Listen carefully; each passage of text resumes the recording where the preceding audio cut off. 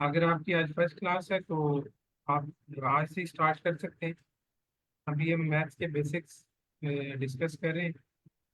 आप जिस चैप्टर पे हम हैं वहाँ से आप स्टार्ट कर दें। बाकी आपके जो टॉपिक्स रहते हैं वो इनसे कोई इस तरह नहीं है कि वो अगर आपने कवर नहीं किए हुए तो आप आगे नहीं चल सकेंगे। ये डिफरेंट चीज़ें हैं और डिफरेंट कॉन्सेप्ट्स हैं। और ये बेसिक मैथ्स है जो कि हम मैट्रिक और एचएससी में पढ़ के आए हैं, तो ये आपको पहले से ही आता होगा, जस्ट रिवाइज ही कर रहे हैं। तो आप स्टार्ट कर सकते हैं। वर्बल के लिए पिछली क्लास अगर आपने कहीं रिकॉर्डिंग देखी हो या अगर आपको टाइम मिले तो आप देखिएगा। उसमें हम ये सजेस्ट करते हैं कि सबसे पहले वोकेबलरी स्टार्ट करें। और वोकेबलरी के लिए हमने मगूश के नाम से एक वेबसाइट है और उसकी एप्लीकेशन भी है मोबाइल के लिए।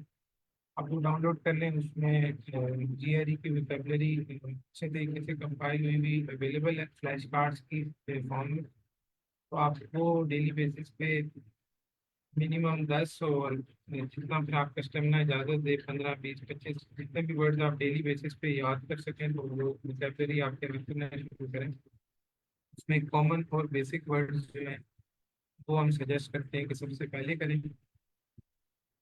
और उसके बाद फिर आप वर्बल की जो बुक्स हैं उनमें जो न्यू वर्ड्स आएंगे वो आप तैयार करें।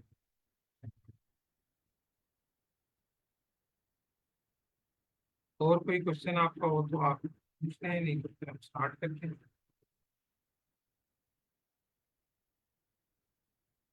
स्क्रीन भी शेयर करता हूँ।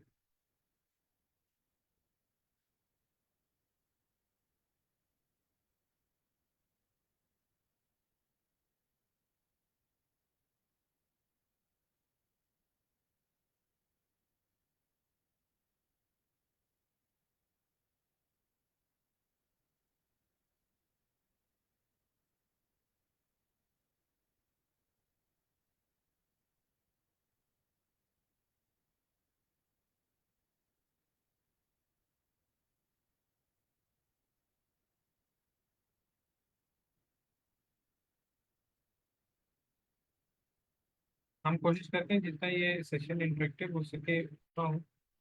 आप बेशक अनम्यूट करके किसी भी टाइम पे भी क्वेश्चन भी पूछ सकते हैं। अगर कोई चीज़ समझ ना आए तो मुझे रोक के वो भी आप पूछ सकते हैं। हम फ्राइडे को चैप्टर 6 कर रहे थे, इसका नाम इक्वेशन था। और इसमें हमने देखा था कि एक्सप्रेशंस को कैसे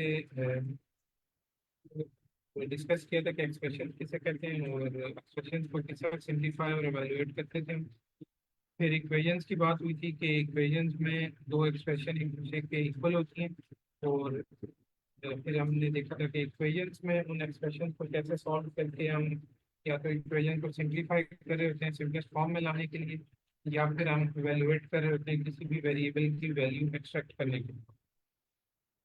और इसमें शुरू के चैप्टर से हम कुछ मेथड भी पढ़ते आ रहे हैं जो बहुत सिंपल से मेथड्स हैं मैथ्स में, कि हम कैसे ये पैटर्न को या इक्वेशन या एक्सप्रेशन को सॉल्व आउट करते हैं या सिंप्लीफाई करते हैं, जिनमें हम कभी फैक्टर निकाल लेते थे। कभी फैक्टर अगर निकला हुआ है उसे हम डिस्ट्रीब्यूशन मेथड से मल्टीप्लाई करके सॉल्व आउट करते थे। कभी हम फ्रैक्शन में अगर फॉर्म हो तो उसको फ्रैक्शन उसकी खत्म करने के लिए डिनोमिनेटर को एलिमिनेट करने की कोशिश करते थे। कभी हम अगर एक्सपोनेंट फॉर्म में है तो बेसिस सेम करके उसको सॉल्व करने की कोशिश करते थे। और बेसिस सेम करके हम एक्सपोनेंट्स को इक्वल भी कर सकते हैं। तो one two one property of exponential फिलहाल। तो बहुत सारी चीज़ें हमने पढ़ी जो मतलब हम यूज़ करते हैं सिंप्लीफिकेशन के लिए या वैल्यूएशन के लिए। और जितनी चीज़ें हमने पढ़ी वो एक्सप्रेशंस पे भी उसी तरह अप्लाई होती हैं। फिर इक्वेशन में दोनों तरफ एक्सप्रेशन भी होती हैं तो इक्वेशन पे भी वही चीज़ें सेम हमने अप्लाई की। और इक्वेशंस को भी इसी तरह सिंप्लीफाई और एवेलुएट किया। अब उससे नेक्स्ट टॉपिक जो आज हमने पढ़ना है वो सिस्टम ऑफ इक्वेशन है। अगर आपके पास एक इक्वेशन से ज़्यादा इक्वेशन मौजूद तो हम उसे सिस्टम ऑफ इक्वेशन कहते हैं। ये सिंपल सी बात है। A group of more than one equation is often called a system of equations। जैसे हम तमाम एक्सप्रेशंस को या सिंगल इक्वेशन को पहले सॉल्व करते हैं, उसी तरह हम इनको भी किसी चीज़ों से सॉल्व कर सकते हैं। बहरहाल इसमें दो मेथड्स दिए हुए हैं कि जब आपके पास सिस्टम ऑफ इक्वेशन हो तो आप उनको कैसे डील करें और उनको इन मेथड्स के जरिए कितनी आसानी से आप सॉल्व कर सकते हैं। अब पहला मेथड है अच्छा आइसोलेट देन सब्स्टिट्यूट। अच्छा sir, sorry to interrupt you, आपकी आवाज़ थोड़ी डिस्टर्बेंस है, उसके बाद डबलिंग आ रही है, रिपीटेशन हो रही है।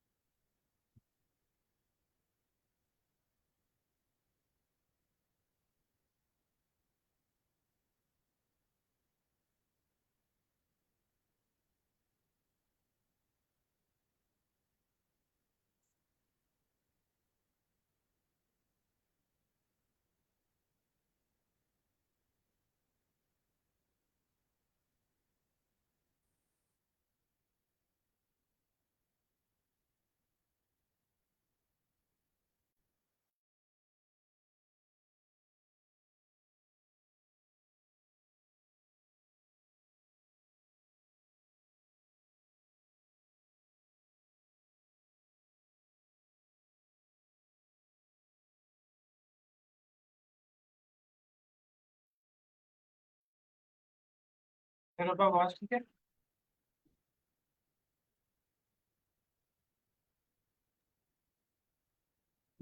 कंटिन्यू करें आप, देखते हैं। इसमें दो मेथड से, एक आइसोलेट देन सब्स्टिट्यूट और सेकंड मेथड है कंबाइंड इक्वेशंस। इन दोनों मेथड में भी सेम हम वैसे ही है। चले कोई नहीं, कंटिन्यू करें।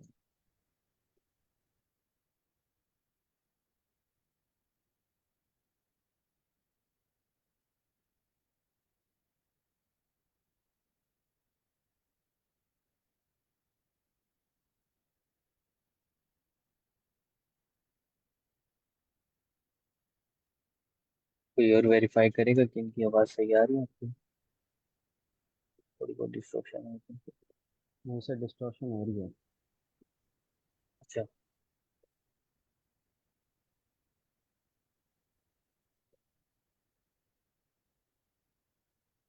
स्क्रीन मेरी क्लियर विजिबल है। जी जी, स्क्रीन विजिबल है।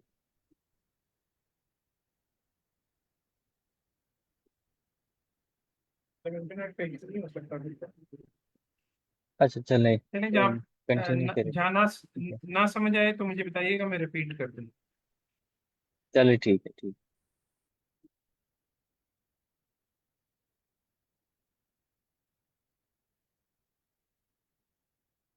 अच्छा, ये जो दो अभी मेथड या स्ट्रेटजीज हमें दी हुई है, इनको यूज करते हुए हमने दो इक्वेशंस को सॉल्व करना है। और इक्वेशंस को सॉल्व करने का मतलब यही है कि हम उनमें जो भी वेरिएबल होंगे की वैल्यू निकाल रहे होंगे। ठीक है, उनको आप अननोन भी कह सकते हैं, जैसे यहाँ पे मेंशन है कि टू इक्वेशन होंगी और उनमें अननोन होंगे, मतलब दो वेरिएबल हो सकते हैं। तो you can use either of two good strategies, कि आप इन दोनों को यूज कर सकते हैं। अब इन स्ट्रेटजीज में कुछ चीज़ें सिमिलर है कि आपने इक्वेशन को फिल आउट करना है, मतलब एक इक्वेशन में से एक वैल्यू निकालने या उसको खत्म करने की कोशिश करें, तो दूसरी वैल्यू में फिर वो वैल्यूज पुट करके तो आप उसको सिंपलेस्ट फॉर्म में ला के दूसरे वेरिएबल की वैल्यू निकालते हैं। और फिर आप ओरिजिनल इक्वेशन में वो वैल्यूज पुट करके वो चेक भी कर सकते हैं कि वो आपने सही निकाली है। भी ये डिटेल में हम डिस्कस करते हैं, फिर क्लैरिटी हो जाएगी। पहला मेथड है आइसोलेट देन सब्स्टिट्यूट, इसको आप सब्स्टिट्यूशन मेथड भी कहते हैं। ठीक है, जैसे ये लिखा है। अब सब्स्टिट्यूशन में हम करते क्या हैं, हमारे पास जब दो इक्वेशन दी हुई है, आइसोलेट हमने पहले पढ़ा था एक्सप्रेशन में भी कि आइसोलेट का मतलब ये है कि जिस भी वेरिएबल की हम वैल्यू निकालना चाहते हैं, ठीक है, जिस वेरिएबल को हम वैल्यूएट करना चाहते हैं उसको हम आइसोलेट करते हैं एक्सप्रेशन में, मतलब कि उसको एक साइड पे अलहदा करते हैं और बाकी तमाम टर्म्स को हम दूसरी साइड पे ले जाते हैं ताकि उसकी हम वैल्यू निकाल सकें। जैसे फॉर एग्जांपल ये भी हमारे पास एक इक्वेशन है y minus x equal to -7। अगर इसमें से हमने y की वैल्यू निकालनी है तो y को हम इक्वल्स टू के एक साइड पे रखेंगे और बाकी तमाम टर्म जो y के साथ है, जिससे यहाँ पे सिर्फ एक ही है -x, उसको हम यहाँ से खत्म करेंगे, दूसरी साइड पे लेकर जाएंगे ताकि y आइसोलेट हो सके, मतलब y की वैल्यू निकल सके। तो आइसोलेट का मतलब तो ये है कि सबसे पहले आप आइसोलेट करें, देन सब्स्टिट्यूट। जब आपने आइसोलेट कर लिया, एक वेरिएबल की वैल्यू किसी भी एक इक्वेशन से निकाल ली, इससे निकालें या इससे निकालें, वो इफेक्ट नहीं डालता आपके आंसर पे। लेकिन आप वही इक्वेशन चूज करेंगे जिसमें से आप इजीली और जल्दी वैल्यू निकाल सके, मतलब जो आपके लिए सिंपल होगी, देखने में आपको आसान लग रही होगी। अगर कोई इक्वेशन जिसमें स्क्वायर रूट गिवन है या फ्रैक्शन में है, तो वो शायद आपको सॉल्व करने में थोड़ा टाइम लग जाएगा। और अगर कोई इसका सिंपल सी इक्वेशन है, ये होगी या ये होगी, तो आप उसमें से एक वेरिएबल को आइसोलेट बड़ी आसानी से कर सकते हैं, जल्दी जल्दी। तो आप सिंपलेस्ट इक्वेशन चूज करेंगे और उसमें से किसी भी एक वेरिएबल को आइसोलेट कर लेंगे। फर्स्ट पहले इसमें हम y को आइसोलेट करते हैं, तो x को यहाँ से खत्म करने के लिए, जैसे नॉर्मली हम देखते हैं कि यहाँ -x है, दूसरी साइड पे ये +x हो जाएगा। और इसी चीज को हमने उधर पीछे जो हम पढ़ के आए हैं, जो गोल्डन रूल का मतलब यही है कि इक्वेशन के दोनों साइड पे हम सेम चीज अप्लाई कर सकते हैं। तो इस -x को यहाँ से खत्म करने के लिए हम +x करेंगे दोनों साइड्स पे। का मतलब यही है कि -x को अगर आप डायरेक्ट दूसरी साइड पे प्लस करके लिख देंगे, साइन चेंज हो जाएगा। तो वो गोल्डन रूल ही है। तो y is equals to x-7 आ जाता है, या -7 + x आ जाता है, तो x-7 भी हम लिख सकते हैं। तो सबसे पहले आपने वेरिएबल को आइसोलेट कर लिया, ठीक है, और ये भी हमने देख लिया कि हमें कौन सी इक्वेशन जो है चूज करनी चाहिए जो हमें हमारे लिए सिंपल है। अब तीसरा सवाल ये आता है कि अब दो वेरिएबल हैं, हमें किसको पहले आइसोलेट करना चाहिए, मतलब किसकी वैल्यू पहले निकालनी चाहिए, एक्स की या वाई की। तो ये आप क्वेश्चन देख के डिसाइड करते हैं। क्वेश्चन में जिस वेरिएबल की वैल्यू आपसे मांगी गई है, आप उसकी जगह दूसरे वेरिएबल को आइसोलेट करें। मतलब अगर आपसे पूछा गया है कि ये दो इक्वेशंस गिवन है और इनमें से आप हमें एक्स की वैल्यू बताएं, what is the value of x, तो फिर आप किसी भी एक इक्वेशन में से वाई को पहले आइसोलेट करें। मतलब अगर आप इसको लेते हैं और आपसे एक्स की वैल्यू पूछी है उसने, लेकिन आपने पहले वाई की वैल्यू निकाली या उसको एवेलुएट किया। अब ये हमारे पास एक वैल्यू आ गई वाई की। अब क्वेश्चन में हमसे उन्होंने एक्स की वैल्यू पूछी है, लेकिन स्ट्रेटजी ये है कि जब आप ये आइसोलेट कर लेते हैं एक वेरिएबल, इसको फिर आप दूसरी इक्वेशन में पुट इन कर सकते हैं। ठीक है, जब आप इसको पुट करेंगे, इस वैल्यू को इसमें पुट इन करेंगे या प्लग इन करेंगे, मतलब सब्स्टिट्यूट करेंगे, जहाँ जहाँ वाई अवेलेबल है वहाँ वहाँ आप ये x-7 पुट कर दीजिए। जब पुट करेंगे तो वाई वाली टर्म यहाँ से एलिमिनेट हो जाएगी, ठीक है, वाई यहाँ से खत्म हो जाएगा, जस्ट एक्स बच जाएगा। और फिर उसको सॉल्व आउट करने के बाद जस्ट आपके पास एक्स की वैल्यू आएगी। और क्वेश्चन में भी हमसे एक्स की वैल्यू अगर पूछी है तो हमने एक्स की वैल्यू निकाली। तो मतलब कि जिस वेरिएबल की वैल्यू पूछी गई है, आपने उसको आइसोलेट नहीं करना, पहले दूसरे वेरिएबल को आइसोलेट करके पुट इन करना है, तब आपके पास उसकी वैल्यू फौरन निकलेगी। आप पहले यहाँ पे एक्स को भी आइसोलेट कर सकते हैं, यहाँ से आप एक्स निकालेंगे, एक्स को यहाँ पुट करेंगे, वाई की वैल्यू आएगी, फिर वाई की वैल्यू यहाँ पुट करेंगे या इसमें पुट करेंगे तो आपके पास एक्स की वैल्यू आएगी। तो वो आपको दो दफा करना पड़ेगा। आपको वाई की वैल्यू आपने फालतू में निकाली या टाइम ज़ाया हो गया। तो थियरी में टाइम बचाने के लिए आप ये याद रखेंगे कि जिसकी वैल्यू आपको चाहिए, आप कुछ को सबसे पहले आइसोलेट नहीं करेंगे, बल्कि दूसरे वेरिएबल को आइसोलेट करके और फिर दूसरी में पुट इन करके आप उसकी वैल्यू निकालें। अब कई दफ़ा क्वेश्चन में आपसे जस्ट वेरिएबल की वैल्यूज नहीं, बल्कि आपसे पूछा गया होता है, फर्ज कर लें इसी इक्वेशन में आपसे आंसर में पूछा है उन्होंने x प्लस वाई बताएं। अब इसका आंसर निकालने के लिए आपको x की वैल्यू भी चाहिए और y की वैल्यू भी चाहिए। तो आप किसी भी वेरिएबल को पहले आइसोलेट करें और फिर दोनों को बारी बारी पुट इन करके आप x और y की वैल्यू निकाल लेंगे, और फिर उन वैल्यूज को आप ऐड करेंगे तो आपके पास x प्लस वाई का आंसर आ जाएगा। ठीक है, ये यहाँ तक क्लियर है? यस सर, क्लियर है। ठीक हो गया, आगे देखते हैं इसमें। ये चीज़ें जो यहाँ पे लिखी हुई है, ये अगर आप क्लास के बाद पढ़ेंगे तो जितनी चीज़ें मैंने बयान की उन्हीं को डिटेल में यहाँ पे बयान किया गया है। कुछ एग्जांपल भी देख लेते हैं इसके साथ साथ अभी। Which equation should you isolate your variable in, the one that easier to deal with, कि जो आपको इजी लगे इक्वेशन आप उसको उससे स्टार्ट करेंगे। ठीक है, अब ये वही कह रहे हैं कि एक ही इक्वेशन है, एक ही इक्वेशन है, तो हमें y जो आइसोलेट करना है वो b में इजियर लग रहा है, तो इन्होंने b इक्वेशन से जो y minus x equal to minus seven, तो उससे y की वैल्यू निकालते हैं। अब आगे देख लेते हैं।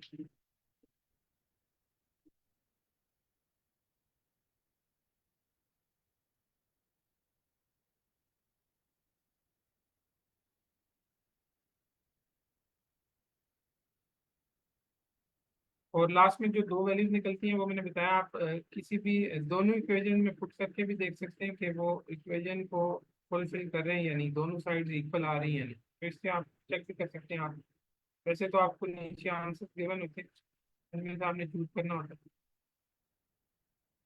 तो इसी कॉन्सेप्ट को अब इन्होंने समराइज किया है कि if you have two equations and two unknowns, मतलब दो इक्वेशंस है, मतलब सिस्टम ऑफ इक्वेशंस है, और उसमें दो वेरिएबल्स यूज हुए हैं। टू अननोन्स का मतलब वही वेरिएबल है जिनकी वैल्यू हमें नहीं पता। Then you isolate one unknown, कि आप किसी एक वेरिएबल को आइसोलेट करें, then substitute into the other equation, और उसको दूसरी इक्वेशन में पुट इन कर दें। जैसे ये दो इक्वेशन थी, एक से वैल्यू निकाल के दूसरे में पुट इन की और दोनों वेरिएबल का आंसर। अब ये एक क्वेश्चन है बड़ा सिंपल सा, इसको आप अपने तौर पे कीजिएगा। अब दूसरा मेथड देखते हैं कि इक्वेशंस को सॉल्व करने के लिए जो दूसरा मेथड है जिसका नाम कंबाइन इक्वेशन है, जिसको कम्बिनेशन भी कहते हैं, इसको हम कैसे अप्लाई कर सकते हैं इसमें। आप जस्ट कंबाइन से ही हमें पता चल रहा है कि कंबाइन इक्वेशंस, कि वो जो दो इक्वेशन हमें गिवन है आप उनको डायरेक्ट कंबाइन भी कर सकते हैं। कंबाइन का मतलब ये है कि आप उनको ऐड कर सकते हैं या उनको आप सब्ट्रैक्ट कर सकते हैं। ठीक है, डिपेंडिंग अपॉन द रिक्वायरमेंट कि आपको उसमें से क्या चीज़ एक्सट्रैक्ट करनी है, वो भी आगे जाके हम देखते हैं कि किस किस सिनेरियो में हम उसको ऐड करते हैं और किस किस सिनेरियो में हम उसको सब्ट्रैक्ट भी कर सकते हैं। तो सिंपल वही इक्वेशन यहाँ पे, जैसे भी ये दो इक्वेशन है, एक सिंपलेस्ट इक्वेशन है समझाने के लिए कि x equal to 4 y is equal to 7, कि आप इनको अगर ऐड करते हैं तो एडिंग और सब्ट्रैक्टिंग में रूल ये है कि लेफ्ट साइड में ऐड होके लेफ्ट साइड बनेगी नई इक्वेशन की, और राइट साइड में ऐड होके राइट साइड वाली न्यू इक्वेशन की फॉर्म में। तो x प्लस वाई और 4 प्लस 7, एक और इन्होंने टिप दी थी कि जब आप ये सब्स्टिट्यूशन मेथड अप्लाई करें तो दोनों इक्वेशंस को पैरेलल लिखें, मतलब एक इधर लिखें एक इधर लिखें सामने, और एक में से वैल्यू निकाल के फिर दूसरे में पुट इन करें, और यूं मतलब पेज को आप टू कॉलम में डिवाइड करके अगर सॉल्व कर रहे होंगे तो वो आपको इजी लगेगा। और कम्बिनेशन में वो कहते हैं कि जैसे हम सिंपल नंबर्स को प्लस या माइनस कर रहे होते हैं इस तरह, मतलब एक को ऊपर रख के दूसरे को नीचे रख के और इस तरह, तो इस तरह आपको ये इजी लगता है लिखने में कि आप इसको इस तरह लिखें। ठीक है, तो अगर आप इस तरह ही लिखते हैं, आपके पास नीचे तीसरी लाइन में ये नई इक्वेशन आ गई। अब ये वो कह रहे हैं कि अलाउ क्यों है, इस तरह ऐड करना अलाउ क्यों है। तो इस इक्वेशन से हम देख रहे हैं कि यहाँ पे y की वैल्यू क्या थी 7, x की वैल्यू क्या है 4। अगर आप 7 और 4 को प्लस करते हैं तो वो 11 आ जाता है। तो x प्लस वाई का सम भी 11 है, ट्रिपल फॉर्म में जो हमने बात की।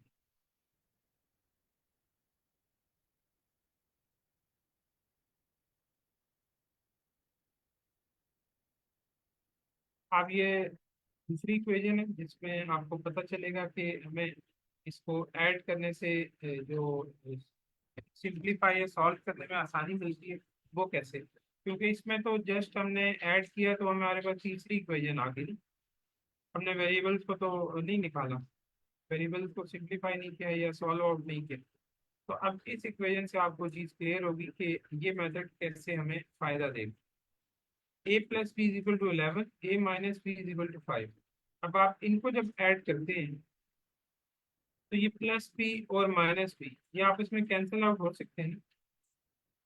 क्यों?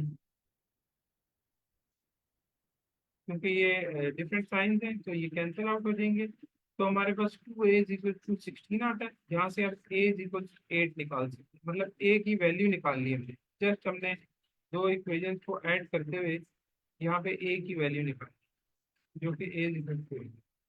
तो अब यहाँ पे देख लें कि हमने सिर्फ एक दफ़ा ऐड करने से डायरेक्ट एक वेरिएबल की वैल्यू निकाल ली। अब इस वेरिएबल वैल्यू को हम किसी भी एक इक्वेशन में अगर पुट इन करते हैं तो हम b की वैल्यू भी निकाल लेंगे। तो ये इन इक्वेशन में बड़ा सिंपल तरीके से हमने जो है ना दोनों वेरिएबल्स की वैल्यू निकाली। ठीक है, अब आगे चलते हैं थोड़ा सा।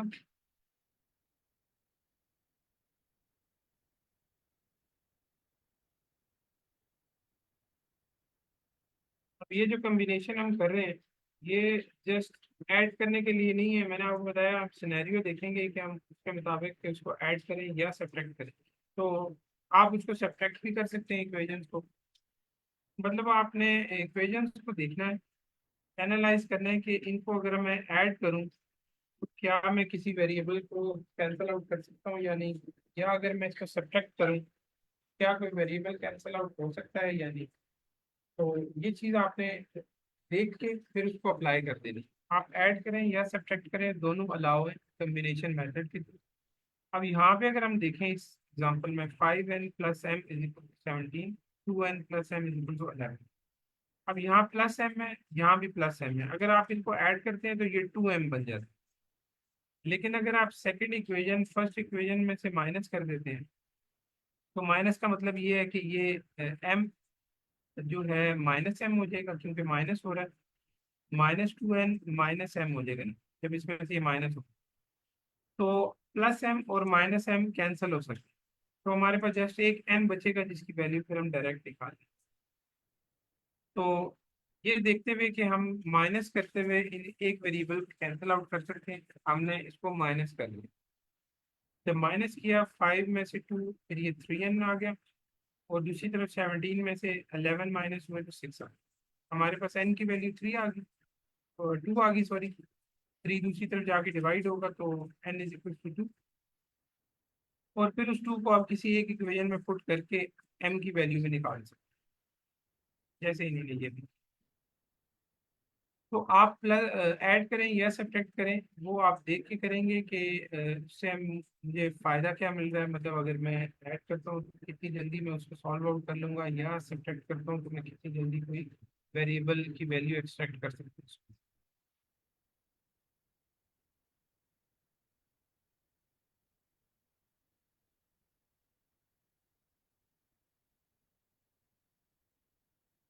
अब एक और चीज़, ये तो जस्ट सिंपल हमने डायरेक्ट एडिशन और सब्ट्रैक्शन देखी।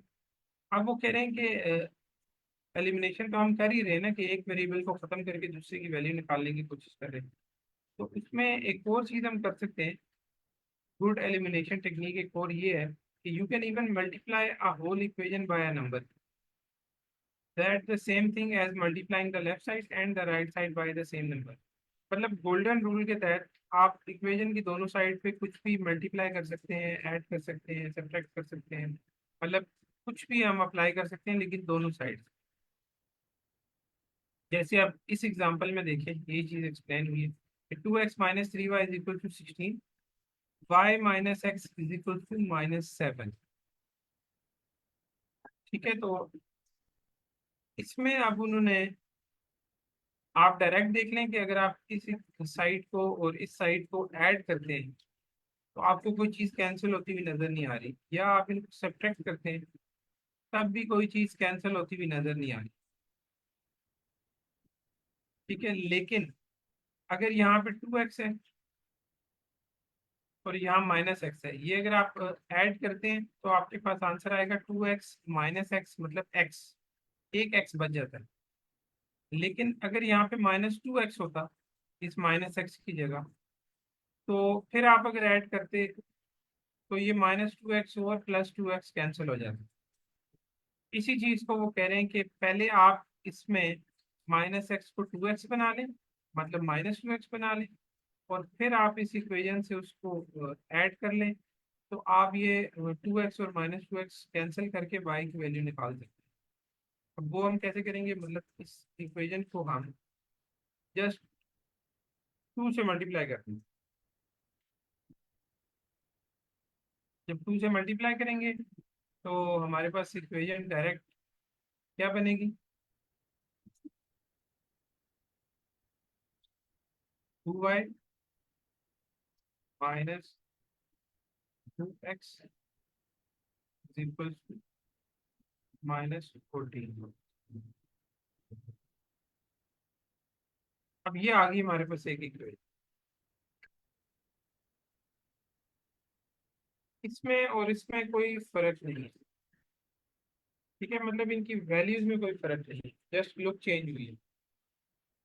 दोनों का मतलब एक ही है, दोनों इक्वेशन सेम है, जस्ट हमने लुक चेंज की। अब इस इक्वेशन को और इस इक्वेशन को जब हम कंपेयर करते हैं तो -2x और +2x हमें नजर आ रहा है कि अगर हम इन दो इक्वेशंस को ऐड करेंगे कम्बिनेशन मेथड के थ्रू, तो हम इसको कैंसिल करके y की वैल्यू निकाल सकते हैं। ठीक है, तो ये दो इक्वेशन है जिनको हमने अब करना है, ये सब्ट्रैक्ट। अब ये उन्होंने वो किया हुआ सॉल्व कि -2x +2x कैंसिल हो जाएंगे आपस में, ये और ये, तो -3y और +2y में से -5 बचता है इज इक्वल टू 2, 16 - 14, तो y की वैल्यू आ गई -2। अब y की वैल्यू -2 आप किसी भी एक इक्वेशन में पुट कर सकते हैं, जो ओरिजिनल इक्वेशन है उनमें कर लें, या ये जो आपने दोबारा निकाली थी इसमें कर लें, आपकी वैल्यू सही की आती है। आप इसको इन दोनों में पुट कर सकते हैं या इन दोनों में पुट कर सकते हैं, किसी में भी वैल्यू पुट करेंगे आपके पास x की वैल्यू आ जाएगी, तो आपके आंसर निकल। अब this is the same solution as before. In this case, you only saved a little work by combining the equations rather than isolating and substituting. अब वो ये बता रहे हैं कि सब्स्टिट्यूट या आइसोलेट करने में शायद आपको थोड़ा टाइम लग जाता, कंबाइन करने में आपने जल्दी से एक वेरिएबल कैंसिल किया और दूसरे की वैल्यू निकाल के फिर उसको प्लग इन करके पहले वाला वेरिएबल जो आपने निकाला था उसकी भी वैल्यू निकल। However, some problems are much easier to solve by combining equations.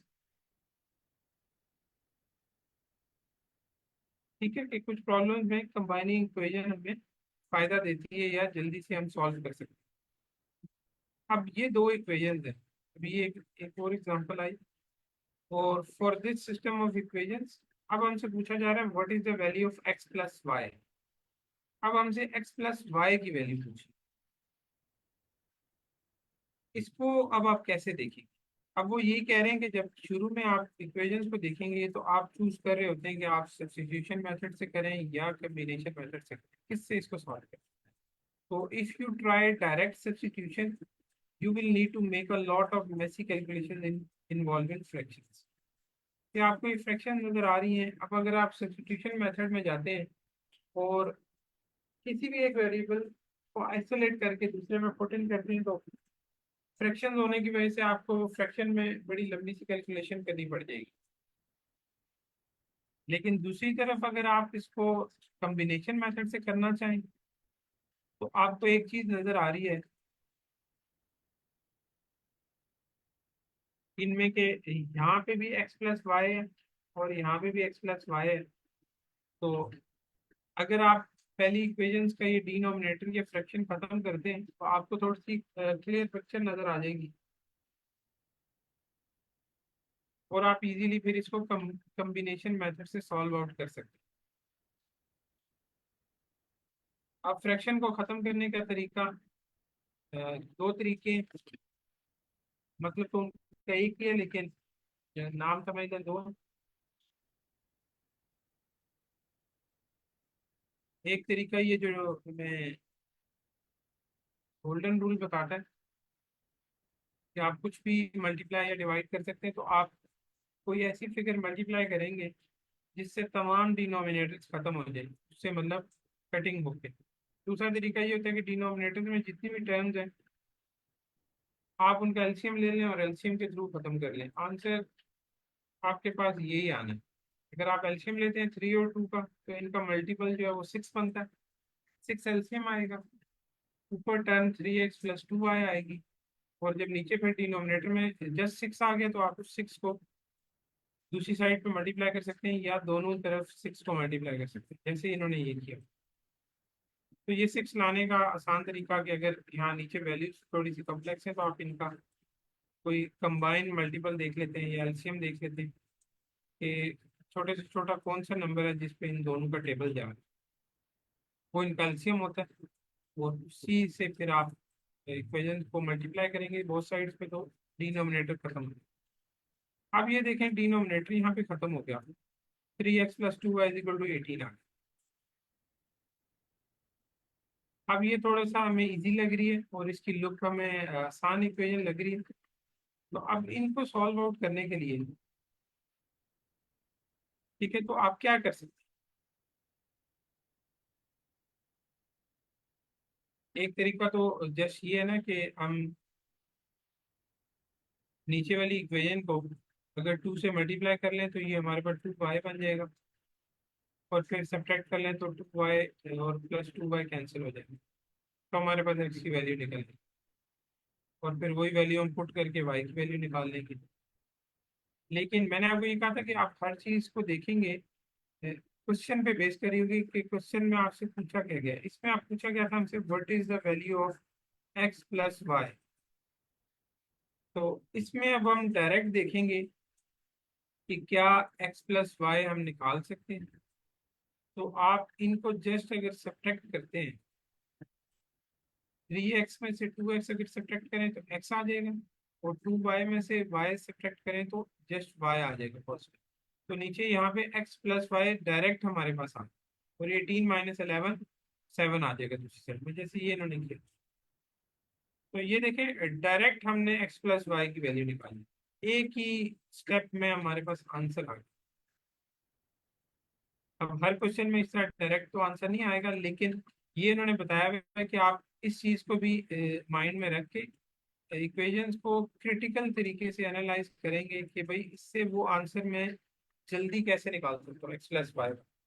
आप पहले यहाँ पे सब्स्टिट्यूशन मेथड भी लगा सकते हैं कि पहले x की वैल्यू निकालें, y को दूसरी साइड पे ले जाएं और फिर इधर पुट इन करके और दोनों की वैल्यू निकालें, या नीचे वाली इक्वेशन को 2 से मल्टीप्लाई कर लें,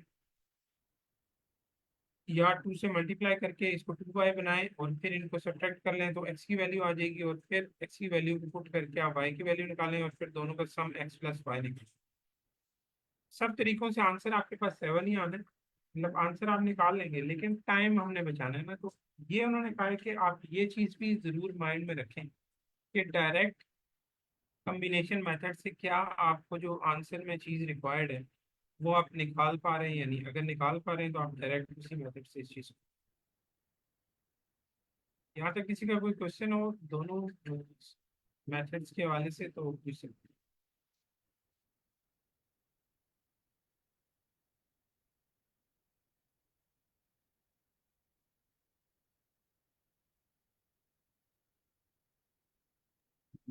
sir, you can share clear है my. सर।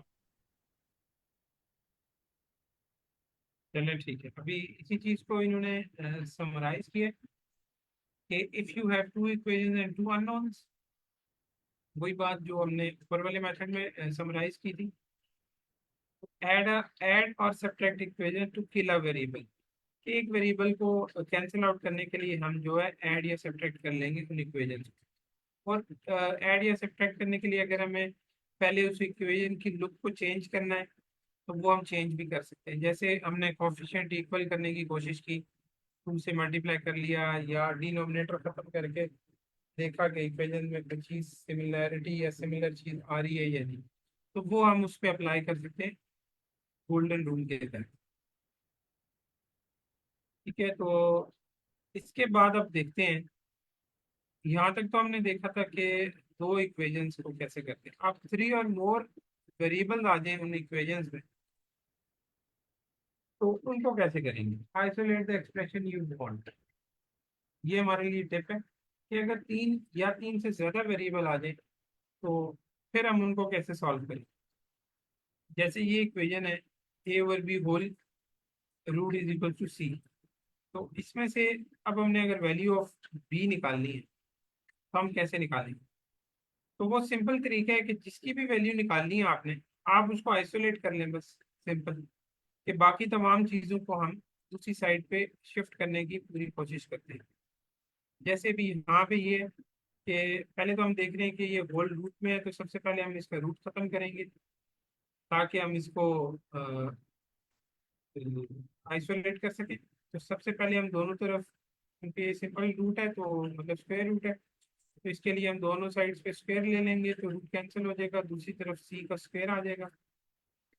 और फिर ए और बी में अगर आप दो साइड्स पे बी को मल्टीप्लाई कर दें तब भी हो, या इस बी को डायरेक्ट आप इधर शिफ्ट कर दें इस तरफ और सी स्क्वायर से मल्टीप्लाई कर दें तब भी एक ही बात है। और इस सी को ज़ाहिर है अब हमने खत्म करना है, क्योंकि हमने बी की वैल्यू निकालनी है, तो बी अकेला करना है हमने। तो आप इस सी को दूसरी तरफ जाके डिवाइड भी कर सकते हैं। तो आपके पास एट द एंड जो इक्वेशन बनती है सॉल्व आउट करने के बाद वो ये बचे, B is equal to A over C square. कि मतलब जस्ट हमने जिस भी वेरिएबल की वैल्यू निकालनी थी उसको हमने आइसोलेट कर लिया ये। ठीक है, इस इक्वेशन ये कि हमने सिर्फ बी की वैल्यू निकालनी थी।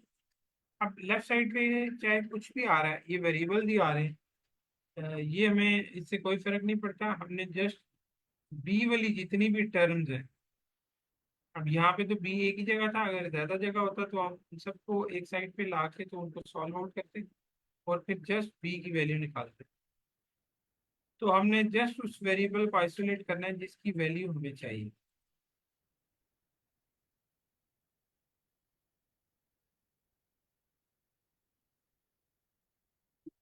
आप इसके लिए एक जरा टफ एग्जांपल है कि आपके पास अगर इस तरह दो इक्वेशंस हैं, w over x minus Y is equal to 3 और दूसरी है y minus X is equal to 4, और क्वेश्चन में पूछा गया है कि in the system of equations above what is the value of w, कि w की क्या वैल्यू हो सकती है। अब यहाँ पे एक चीज तो, अगर आप ऊपर वाले मेथड्स को रिकॉल कर रहे हैं तो आप तो यही सोचेंगे कि सबसे पहले हम किसी एक वेरिएबल को आइसोलेट करेंगे, फिर उसको दूसरे में पुट करेंगे, फिर वहाँ से एक वेरिएबल अगर कैंसिल आउट होता है या उसकी वैल्यू आती है तो उसको हम पुट इन करेंगे। तो ये 3 वेरिएबल हैं, तो हो सकता है कि कैंसिल आउट करने में आपको बहुत टाइम लग जाए। दूसरा आपको हिंट मिल रहा है, जो आपके पास ऑप्शन दिए हुए हैं, ये ए से ई तक जितने भी ऑप्शन हैं आप इसमें देखेंगे तमाम न्यूमेरिक वैल्यूज हैं। ठीक है, कि कोई भी आंसर जो है, थैंक यू सर, आंसर आपने बताया, तो कोई भी आपने आंसर में देखें कोई भी वेरिएबल इन्वॉल्व नहीं है। जैसे अभी हमने ऊपर 3 वेरिएबल में से ये आंसर तो निकाला था बी का, लेकिन इसमें ये 2 वेरिएबल थे, मतलब वेरिएबल हमने एलिमिनेट नहीं किया, जस्ट हमने उसको सिंप्लीफाई किया और आइसोलेट करके हमने वेरिएबल निकाल दी। तो यहाँ पे अगर आप आइसोलेशन करते हैं तो आप वेरिएबल्स को ख़त्म नहीं कर पा रहे। जब आप यहाँ से w को आइसोलेट करेंगे तो ये x माइनस वाई तो ज़ाहिर है रहेगा, क्योंकि x माइनस वाई की आपके पास वैल्यू नहीं है। यहाँ से अगर आप x की वैल्यू निकाल भी लेते हैं तो वो y की फॉर्म में होगी।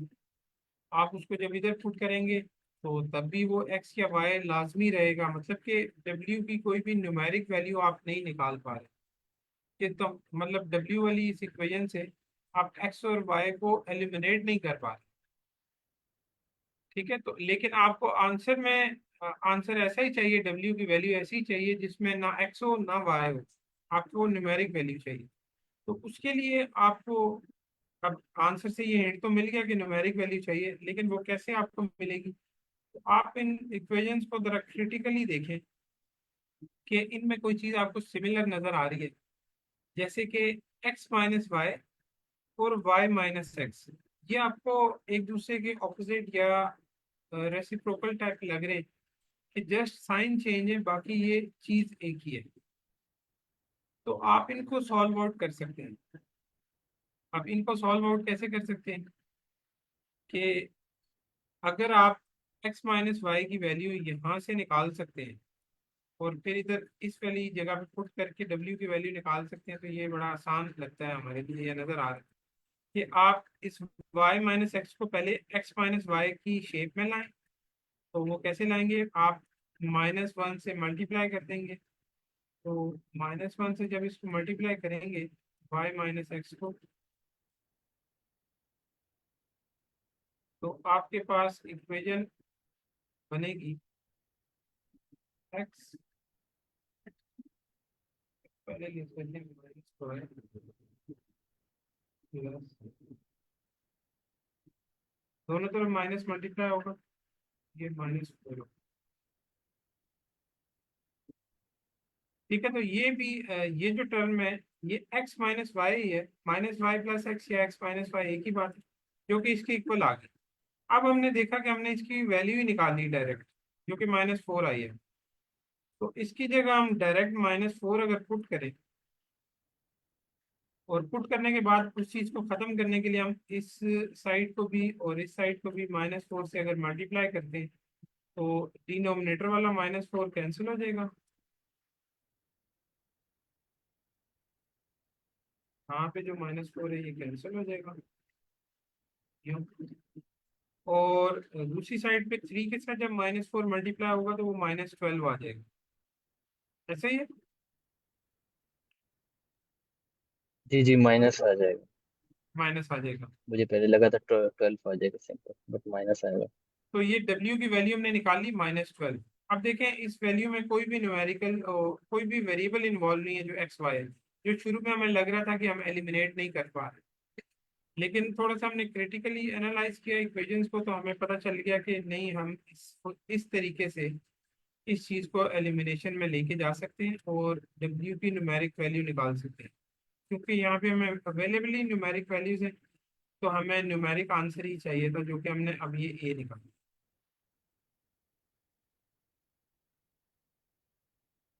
इसी को इन्होंने इसका सॉल्व किया और ये आंसर इज ए।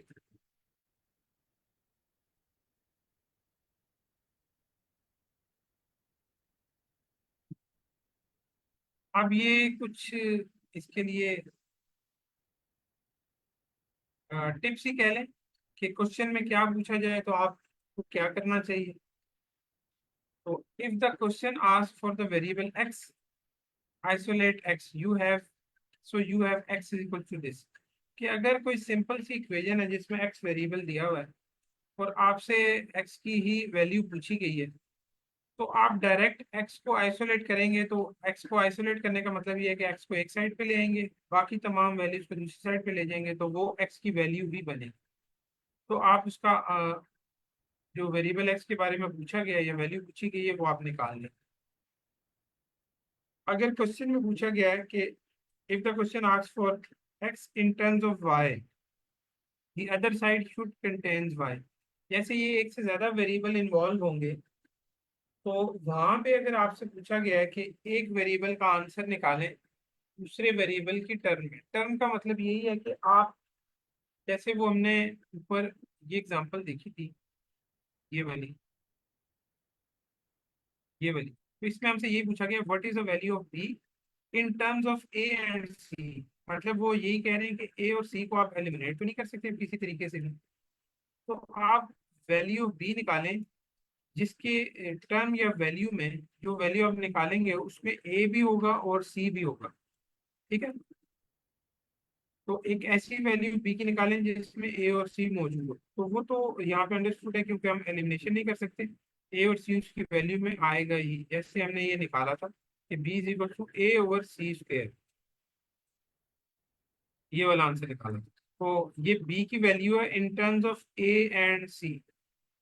ठीक है, तो यही चीज वो कह रहे हैं इसमें कि अगर क्वेश्चन में पूछा गया है या क्वेश्चन में वो यही कह रहे हैं कि किसी एक वेरिएबल की वैल्यू निकालें in terms of Y, Y की जगह वो मतलब और भी कुछ कह सकते हैं, मतलब एक से ज्यादा वेरिएबल्स भी यूज कर सकते हैं कि in terms of Y and Z, अगर जेड भी इन्वॉल्व है तो दूसरी साइड पे लाजमी बात है कि वो दोनों वेरिएबल फिर होंगे उसकी value. So if the question asks for x plus y, isolate the expression. So you should have x plus y के अगर x plus y पूछा गया है तो आपको जाहिर है कोशिश करनी चाहिए कि कम्बिनेशन मेथड से जिस तरह हमने किया था कि डायरेक्ट x plus y की वैल्यू निकाल ली थी, कि अगर आप उस तरह निकाल सकें मतलब कि आप वेरिएबल को फिर आइसोलेट करने की कोशिश नहीं करें, कोशिश करें कि इस पूरी एक्सप्रेशन को आइसोलेट करें और इसकी डायरेक्ट वैल्यू निकाल सकें। अगर नहीं निकलती तो फिर तो आप ज़ाहिर है सिंपल एक एक वेरिएबल की वैल्यू निकालेंगे और उनको लास्ट में ऐड कर लेंगे तो आंसर आ जाएगा।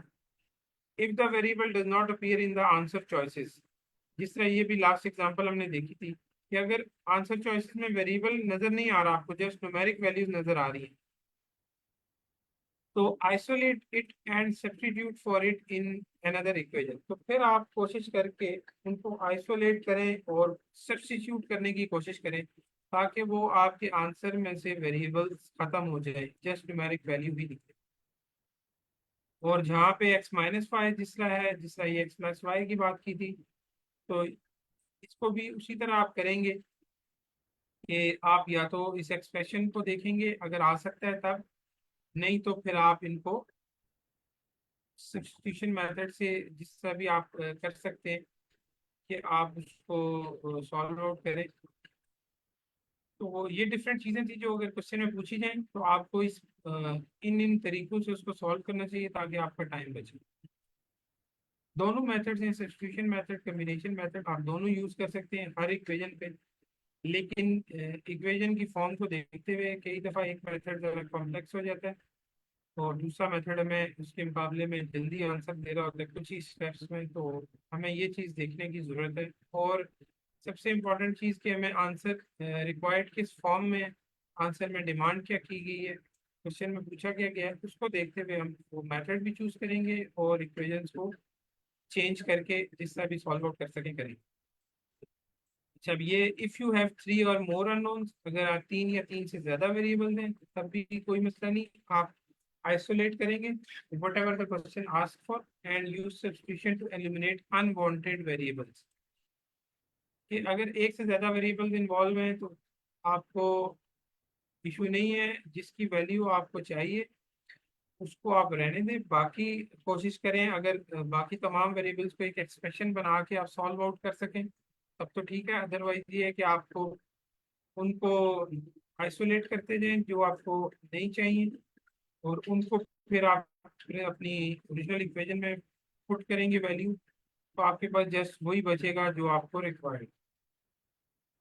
ये चेक योर स्किल्स का एक क्वेश्चन है, इसको आप अपने तौर पे कीजिएगा, ये फ्रैक्शन में है, आप फ्रैक्शन इसकी खत्म भी कर सकते हैं। और what is C in terms of A and B, अब वो सी की वैल्यू पूछ रहे हैं और उस वैल्यू में ए और बी भी आएगा, क्योंकि यहाँ पे अब तीन वेरिएबल इन्वॉल्व हैं और जस्ट एक इक्वेशन है तो आप एलिमिनेशन नहीं कर सकते। लेकिन आप इनकी साइड चेंज करके कोई डिनोमिनेटर न्यूमरेटर को चेंज करके डिनोमिनेटर खत्म करके आप सी की कोई ऐसी वैल्यू निकाल सकते हैं उसको आइसोलेट करके जिसमें ए और बी रहेगा। तो ये आप अपने तौर पे कीजिएगा। ये चैप्टर यहीं पे ख़त्म होता है, इससे नेक्स्ट चैप्टर हमारा है क्वाड्रेटिक इक्वेशंस का, वो आई थिंक हम कल स्टार्ट करें। तो 2-3 मिनट रह गए।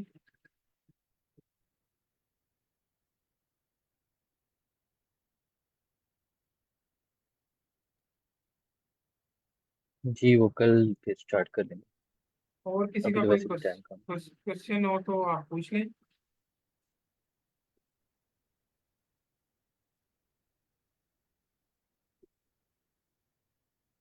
इस वीक में हम पूरी कोशिश करेंगे कि ये बुक हम खत्म करें, और नेक्स्ट वीक से फिर हम वर्बल को भी लाजमी एक दिन देंगे वर्बल के क्वेश्चन डिस्कस करने के लिए। और साथ इसकी क्वांट की जो स्ट्रेटजीज की बुक्स हैं उनको हम देखेंगे कि उनको हम कैसे फिर स्टार्ट करते हैं। लेकिन ये जो बेसिक मैथ्स की बुक है ये हम इंशाल्लाह इस वीक में पूरी कोशिश करेंगे खत्म हो जाए।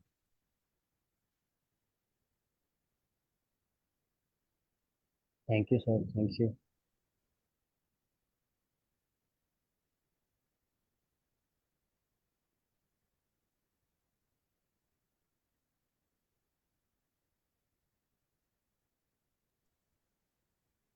अस्सलाम वालेकुम सर, ये बुक इस वीक खत्म हो जाएगा सर? ये बताए कोशिश करेंगे इंशाल्लाह। 6 चैप्टर तो हमारे हो गए हैं, 4 चैप्टर रहते हैं। तो आगे हमारे पास 4 ही दिन बचते हैं इस वीक में, तो पूरी कोशिश करेंगे इंशाल्लाह कि उन 4 दिनों में ये 4 चैप्टर हम खत्म करें। सर से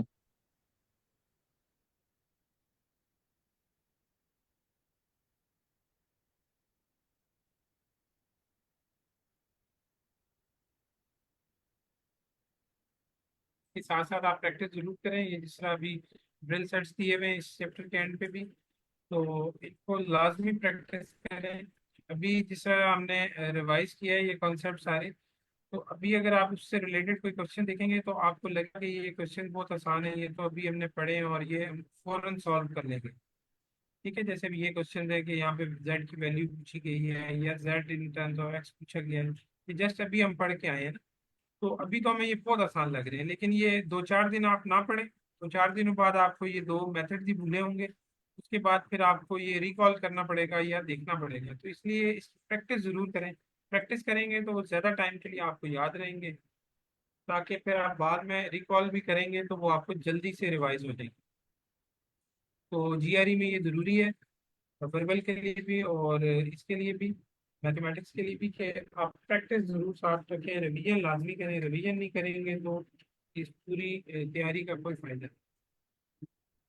चलें, आज के लिए इतना ही, बाकी कल इंशाल्लाह फिर हम स्टार्ट करेंगे। Thank you all of you.